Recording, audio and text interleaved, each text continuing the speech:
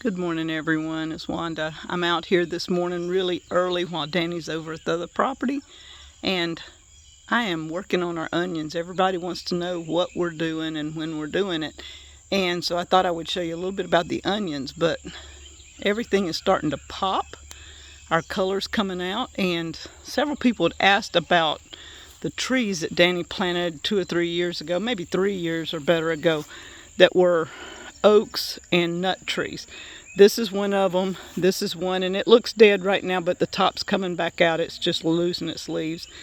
The one down there is one, and if you look way past the hickory, that big tall tree, that is one of them. Why one of them is that tall and the others are this size, I don't know, but several of his trees have done really well.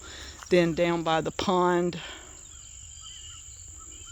we have some down there. You see how small they are compared, and they're sporadically in the landscape. But the ones on this terrace row, and that's what we call as a terrace, they have done really great because of the garden here has washed, I guess the fertilizer's washed down. But the onions, the weeds were taken over, and you can see I took out a lot of weeds. The onions are looking amazing. I'm fixing to add fertilizer to them. We had liquid Miracle Grow every 2 to 3 weeks. And I've got bees working like crazy. I don't know if you can see them, but they're flying around in there.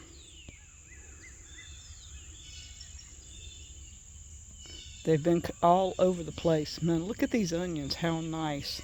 And some of them, I noticed, Danny's going to be a little shocked, but I think he's going to end up having to ring them before long, because look at this. They're already wanting to try to bulb out a little bit. So he's fixing, there's my little bees.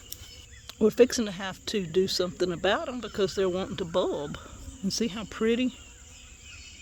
I mean, that is some amazing onions. And it is all the way down. So it's the end of February. It'll be March 1st tomorrow. The onions are cleaned. We're fixing to fertilize them. Let's look at the garlic. The garlic bed is doing amazingly well. It has some weeds in it too that I really probably should get out. Not as many as the onions had. In the winter we covered them with hay, and this is hay that has not been sprayed with anything. This is good hay. And look at them. I mean, that is a good stand if I get all the weeds out. So I've got to work on this bed also. But we're going to fertilize the garlic bed too. And so this is the elephant garlic. It's the only one that we really use a lot of. And I think it's going to be okay. It's going to make a few bulbs here.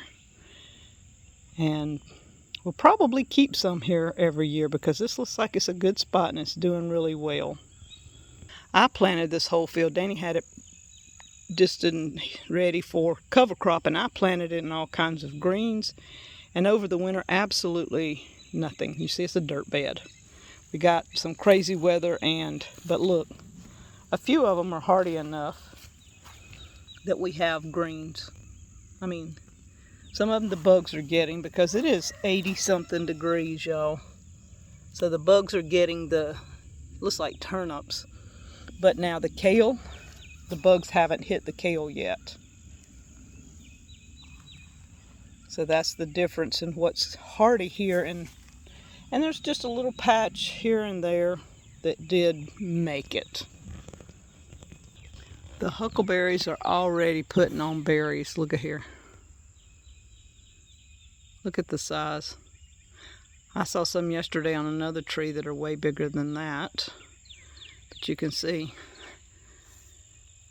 we have them all over the property. These are wild huckleberries. These are the first berries that I pick here. Another huckleberry that's in full bloom. This is one that produces abundantly here. And this is one of our fig trees. It is coming out like crazy. It has grown a good bit in the past year. And behind it is our oak tree that we got from the nursery. This is one of the old Spanish oaks, live oaks, whatever you want to call it, that makes the big, huge tree. Slow growing, huge limbs.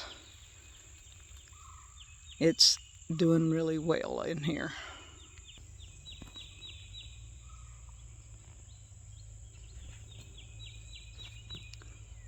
So I'm going to show you one of our pride and joys. We're going to ride over. You see that tree in between the pier and the high tunnel? That is our mulberry that puts on those beautiful, beautiful mulberries. I want to show you what it's looking like right now. If we don't get a hard freeze like we did last year, this is amazing. Okay guys, I had to make a stop. I got to dump some scraps. This is our compost pile. Danny shoved all kinds of dirt. You can see sugar cane trying to come out. In the top it looks like possibly cabbage. I'm not sure, or broccoli. Something's coming out in the top that got stuck in here, but look at the sugar cane. So we've got little sugar cane spots coming up everywhere. And we throw all kinds of stuff, eggshells, bones, all that goes in this. The things that I don't use in other places. This is our compost. He comes over and turns it ever so often with the tractor. But these are our fruit trees. By the cabin, we have several of them here. And here they're all coming out. But I noticed, look, it is blooming. It looks kind of like a plum or an apricot. I'm not sure what he put over here. The tag's gone off of it, so I'm not 100% sure. But to me, it looks like a plum. But we have blooms. Not a lot right now, but it's starting. And if we possibly get some off of it, that would be awesome. This is a little triangle going into the cabin that we planted a lot of fruit trees in here. And we've had 2 or 3 die. But looks like most of these are coming out. They're starting to put some green leaves, some buds. So we had pears, maybe apples, peaches. No, we had no peaches. We had pears, apples, plums in these. And we lost a couple up here. But all the rest of them look like they're doing good. So these were some we did a video on maybe 2 years ago. All right, guys, we're getting to the mulberries. But I had to stop. This is our Huckleberry. Now, the bananas hadn't come back out yet, but it's a little early. They'll start. But you can see it's a huge mound. And our ground, if I go back to the road, all right, I'm standing with the camera at my waist. And you can see that big tree is almost at my waist. I'm almost even with it. That's how much it drops down here. So Danny put this, what we call a hugelculture bed, all down through here. Originally it's just a big trench to catch water because it continues to go downhill, guys, all the way down to the pond. The first 3 years we probably had veggies on it. We planted these trees behind it because the water comes down and catches, and it feeds this. Plus the Huckleberry feeds the roots of the trees. This peach, I see one little bloom over there, but it's starting to come out. But look at this one. This one's got more blooms. I don't know against the sky if you can tell it, but we've got blooms everywhere on this tree coming out. And I mean, you see the size, it has grown. And we got off these 2, we got some peaches last year, quite a few off of them. I think this was an apple tree. I'm not 100% sure. Yes, I see a leaf. All right, leaves are coming out now. Apples, I see tiny blooms in a couple of places. So let's hope no late freeze and we might get an apple off of this one. Couldn't tell you what kind of apple, but an apple. These are pride and joy, and I see our little bee workers are going at it 90 to nothing. Every year, these apricots bloom themselves to death, and every year we get no apricots. We get a late freeze, and it takes every one of them off the tree. We will have hundreds of apricots on this tree. and we lose every one of them. So can we produce apricots in the South Mississippi, 30 miles from the Gulf Coast? Not yet, but we try. The trees are beautiful. It's a beautiful part of our landscape for a long, like nearly a month. These things have been blooming for a while. And you can see how pretty it is just to have them in the landscape. I'd love to have apricots, and I'm praying for no late frost, but at least I get to see the beauty and the smell. Y'all, the smell is awesome here. It just smells amazing. And this is our blueberry orchard. I know, we're getting to the mulberry. I got another mulberry to show you before we get there. Danny planted this red crimson clover. And I know it may not look deep, but when you're walking in this, it covers your shoes to the ankles. That's how deep this clover is. And in about 3 or 4 weeks, oh, I already see red, y'all. It's earlier than I thought. Look at this. One lonesome clover.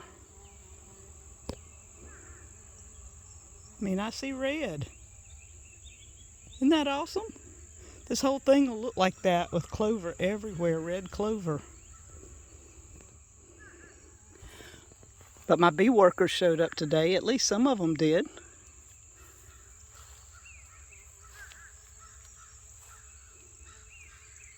You hear them? Now, these blueberries almost look pink, but look at these blueberries. 2 different varieties. These look white, and we have a little creature here that doesn't belong. We got to kill him. That was a stink bug, and when we find them, we kill those, because they will sting our berries before they even start. So you have to be vigilant, but listen to the bees.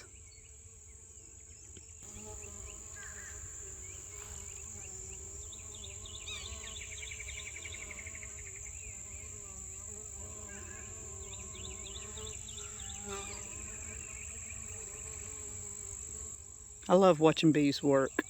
And look how deep. I mean, this is just truly amazing. I see more red at the end too. So it's not going to be long. We're fixing to have a lot of red out here.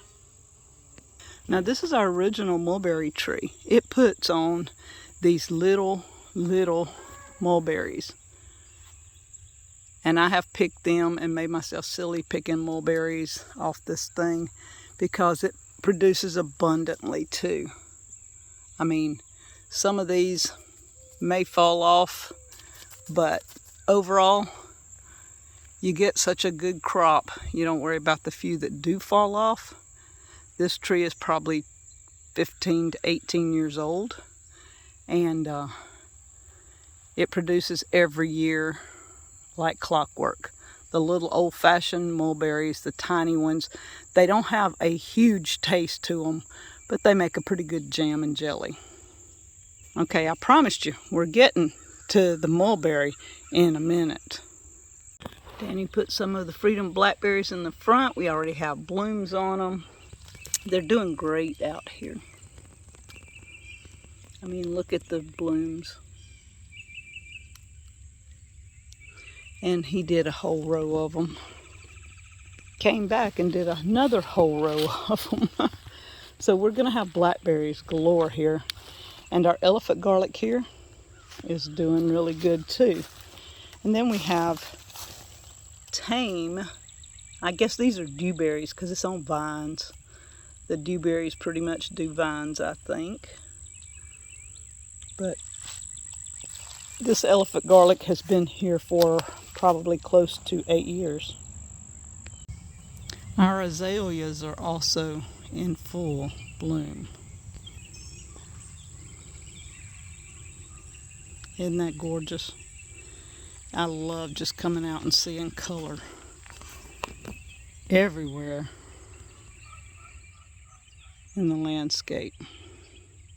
Okay, mulberries soon. This is a plum tree. Now one whole limb looks like it just died back, so we may have to cut that out, but look at this. So far we've had just a very few plums off of it, a handful, and my bee workers are here again today. Oops, I scared him. Every time we get a late freeze or late frost, it kills all the plums. I think last year we got 3 or 4, and Danny had to fight animals for it. But again, the smell when you get this close. If you're not growing something beautiful in your landscape, the smell is well worth it. The look is worth it. One day I hope to have some plums if the weather would just cooperate. Now on the right we have our scuppernongs, which they're starting to put a little bit of bud, but not even to where they're leafing out yet. But the Mayhaws, now I did not get them in full bloom. I wished I had of. About 2 weeks ago it was white across here. All the Mayhaws were white, and I want to show you what they look like if I can get them down. Look at this. This tree is loaded everywhere with Mayhaws. I mean, there's not a spot on these limbs that's not loaded with Mayhaws, and we have 5 of them, I believe. Make some of the most amazing, beautiful red jelly that you've ever seen in your life. So all 5 are covered in Mayhaws. And if you don't know what it is, go look up Mayhaws. Okay, I know I'm supposed to be headed to the mulberry and show you what's amazing with it, but these are pear trees. We have 3 of them that Danny planted many years ago, and we gather lots and lots. This is an old, just kind of a hard pear, a good cannon pear. The one in the middle is a moon glow, and the other one is kind of like a kefir type pear. This is our muscadine vine, and it hasn't really come out yet. I have chickens running around here somewhere. I let them out this morning. But look, I don't know if y'all can see. I'm going to try and zoom it in. We have lots of pear blooms in this one. This one is going to be first, and it always is with the pears. The moon glow is something that we get a few. When we get them, we get some really nice, big, huge pears that are gorgeous. It is coming out, but it's going to be a lot later than the regular pears. This is the old-fashioned kind. It's budding out. This tree just pears itself to death. It puts on more pears than we can handle on this one tree usually. And our fig tree is popping. It's got green everywhere. We get on this fig tree anywhere from 20 to 25 gallons of figs a year. And I can them whole. Danny loves them with breakfast. I thought y'all wanted out. Oh, y'all want feed. I guess I got to go feed them because they're not wanting to run around in the grass. Go figure. They've eaten around their pen, and then they think, okay, it's time to get some egg-laying pellets. I knew y'all wanted out. You just didn't know you wanted out. There's a lot of green on the other side if y'all would follow me. These 2 huckleberries have never really produced, but this year, look at it. Last year during the flash drought, these 2 huckleberries here were just as green as they could be, and they stayed green. This huckleberry, which is right over here, and this hydrangea, both got burnt. I had full bloom hydrangeas during the flash drought. They turned brown and fell off. Those two right there did not even blink. They were still green. This tree here is a huckleberry just like the other two. It looked like somebody had burned it. Within a month it was back with leaves on it, and I still have green. It's still going to come back out, but it's slower this year than normal. The flash drought hit these two bushes, hit Grandpa's fig and the other fig, the edge of the mulberry, the edge of the high tunnel there, and all our Danny corn on the hill over there. This is Grandpa's fig. You can see it is budding out and coming out and looking great. And this is a lemon fig that the flash drought got, but you see it's coming back out. It did not kill it. This is a flowering crabapple. In about a week, week and a half, it will be totally covered in pink blooms. You can see it's already starting, but imagine that all over the tree. I'll try to get some video when it's in full bloom, but this is a flowering crabapple. It does make lots of crabapples, and you can make jelly out of it. These two trees here are Danny's pecan trees. These things are more than 18 years old, and you see they still are not doing very well. The ones at Pecan Grove, man, in 10 years will be 3 times this size. It is amazing the change between here and Pecan Grove and what the soil is over there and how fast things will grow. As promised, this is our mulberry tree. This thing is probably 20 feet tall. It might not look like it on the camera, but it's taller than our greenhouse. It's spread out over a huge, from the pier all the way to the greenhouse. Even when Danny is in the back side of the greenhouse digging into the raised bed in there, there's mulberry roots in there. It's done found the raised beds. But look at this. This is what I wanted to show you. I hear fish in the water. I love nature. Look at this. We have mulberries that are already pink looking.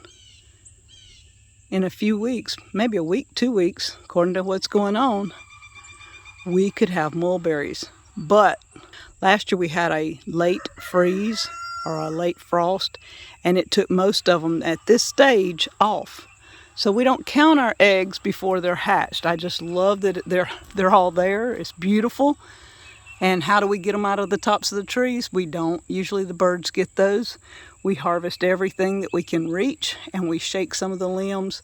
I put tarps down. We have videos on all that. And we harvest underneath as much as possible. The grandkids love these things. This is the best tasting, sweetest, huge mulberry you'll ever taste. And you can see I'm just at the lower limbs.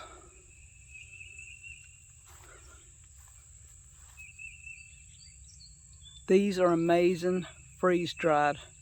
For anybody that has a freeze dryer, these things do great in a freeze dryer.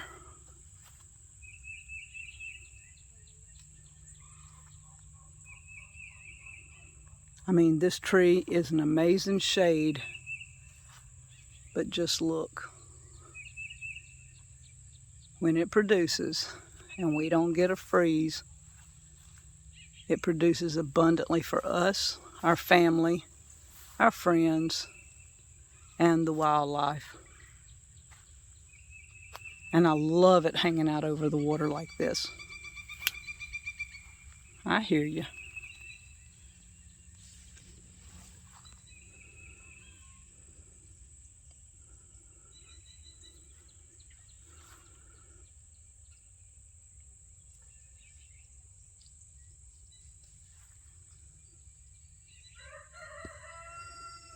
And the fish, oh my. Watch this. When we walk on the pier and they hear us, give them just a second. Let's see if I can suck it in where you can see what I'm seeing.